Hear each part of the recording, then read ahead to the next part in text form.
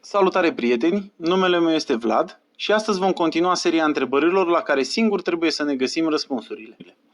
Astăzi vom discuta despre vaccin și marea resetare. Ca orice curios, am căutat și eu să văd ce înseamnă vaccinul apărut pe piață de Pfizer și BioNTech și mai ales care sunt beneficiile și dezavantajele acestuia. Toți cunoaștem oficial că Pfizer și BioNTech au început colaborarea în data de 17 martie 2020 pentru efectuarea vaccinului ARN contra COVID-19. Felicitări acestora! Însă ne poate răspunde cineva la următoarele întrebări? Dacă au început colaborarea în 2020, de ce în data de 16 august 2018 au avut o altă colaborare fix pe același vaccin? Cumva Pfizer și BioNTech au văzut conferința TED a lui Bill Gates din 2015 și s-au gândit să prevină viitoarea pandemie?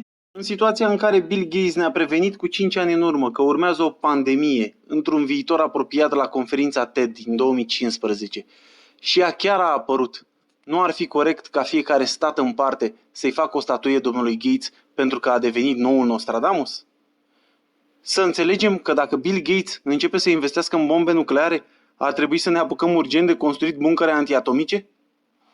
Ca o paranteză, în această perioadă, dacă spui niște întrebări pertinente despre ceea ce se întâmplă în zilele noastre și ce urmează să ni se întâmple, anumite voci strigă cât pot de tare: teoria conspirației. Eu am observat că cei mai mulți care strigă asta, de fapt au un crash a materiei cenușii și atunci când creierul nu poate vedea dincolo de aparențe, devine teoria conspirației. Revenind la subiectul nostru, am găsit un articol în care ne explică cât de benefic este vaccinul și cât de mult bine ne face acesta. La capitolul Avantaje și dezavantajele vaccinurilor ARNM găsim foarte multe avantaje, însă ne spun că la doar 3,7% dintre voluntari au avut ca efect secundar oboseala, iar la 2% au raportat dureri de cap la a doua doză. Acum vă întreb eu pe voi. Cumva, cei care au scris acest articol știu ce a spus doctorul Eric Kaum, șeful de boli infecțioase francez, despre reacțiile adverse la prima doză? Atât pe cei care au scris articolul, cât și pe medicii care fac reclame în media susținuți de Guvernul României, îi întreb dacă cunosc cumva ce înseamnă imunitate cu reactivitate încrucișată. Deoarece, într-un articol scris de Gavi în data de 11 noiembrie 2020, preluat din Science Health, unul dintre cele mai mari organizații de cercetare a coronavirusilor, scrie că 6 din 10 copii sunt imuni la virusul COVID-19, deși nu au fost niciodată infectați de acesta. Tot aici ne explică cum practic aproximativ 62% dintre copiii sub 16 ani sunt imuni la COVID și chiar dacă restul ar infecta, ar face boli ușoare. În aceste condiții, de ce nu promovează guvernele la televizor cercetările publicate de Gavi făcute de Science Health?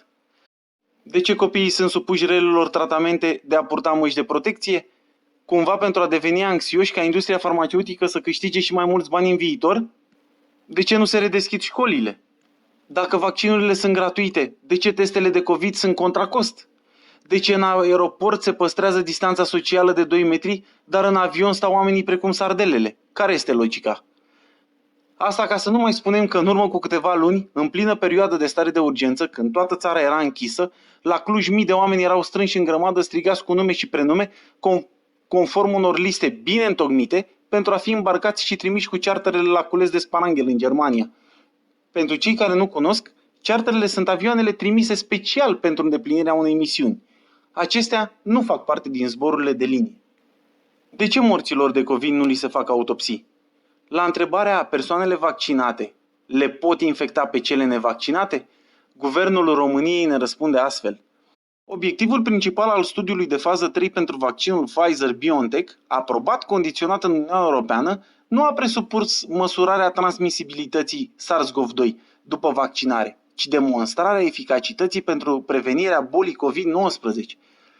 Date despre măsura în care o persoană vaccinată mai poate transmite virusul urmează a fi generate, colectate și analizate în perioada următoare. Experiența cu alte vaccinuri arată că, în general, o persoană vaccinată transmite într-o mai mică măsură agentul patogen, dar această ipoteză trebuie validată și pentru SARS-CoV-2. Adică, cu alte cuvinte, conform informațiilor transmise de Guvernul României, o persoană vaccinată se mai poate infecta și mai poate transmite virusul. Și atunci, cumva vaccinul este un test experimental, iar populația lumii folosită drept cobai? Cât despre Marea Resetare, această inițiativă a fost pornită de către Forumul Economic Global, odată cu apariția pandemiei COVID-19 în luna mai 2020, dezvăluită de însuși prințul Charles și directorul forumului Klaus Schwab. Teoria conspirației a Marii Resetări s-a răspândit mai întâi după anunțul inițiativei, aceștia dând vina pe elitele financiare globale și liderii mondiali că au planificat pandemia și că de fapt Marea Resetare este folosită pentru a prelua controlul politic și economic global prin instaurarea unui regim totalitar marxist și prin extensia a noii ordini mondiale. Se susține că un astfel de regim ar aboli proprietatea personală și drepturile de proprietate și ar impune vaccinarea prin orice mijloace. Dacă nu este adevărat, atunci cu siguranță ne vor răspunde cei de la Forumul Economic Global sau poate Casa Regală a Angliei la următoarele întrebări. De ce majoritatea companiilor aeriene mari, împreună cu organizația elvețiană The Commons Project și Forumul Economic Global, au semnat un parteneriat pentru o aplicație numită The Common Pass? Ce face această aplicație? Simplu, înregistrează informațiile referitoare la rezultatele testelor COVID-19 și eventual dovada vaccinării, generând astfel un certificat sau pașaport sub forma unui cod QR. În consecință, ce se dorește de fapt prin această mare resetare? Vă mulțumesc pentru atenție!